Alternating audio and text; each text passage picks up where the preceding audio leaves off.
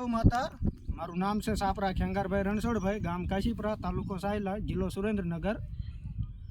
આમ તો આપણે ઓર્ગેનિકની ટ્રાય છેલ્લા 3 વર્ષથી કરતા, પણ આ વખતે 100% ઓર્ગેનિકની ટ્રાય કરી છે અને મિશ્ર પાક પણ વાવ્યો છે. એ પણ ખૂબ સારો છે, જેના અંદર કપાસનું વાવેતર કર્યું છે, મગ વાવ્યા છે, મકાઈ વાવી છે, સોરી વાવી છે, વાલોર વાવી છે, તુવેર વાવી છે.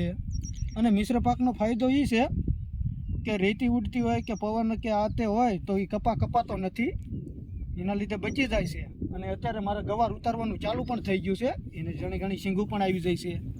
છેલ્લા 40-45 દિવસનો કપાઈ થયો છે અને 8-10 દિવસની અંદર ગવારની સિંગું ઉતરશે તો એ પણ આવક આપણે ચાલુ થઈ જાય છે. અને આપણે આ વખતે પ્રાકૃતિક ફાર્મ એવું તૈયાર કરવું છે કે આપણા ફાર્મની અંદર કલેક્ટર મુલાકાત કરવા આવે, રાજ્યપાલ મુલાકાત કરવા આવે, ગામનો સરપંચ મુલાકાત કરવા આવે, મીટિંગ આપણી ફાર્મે થાય, આપણે એવી ગણતરી છે. અને ખૂબ સારું કર્યું છે.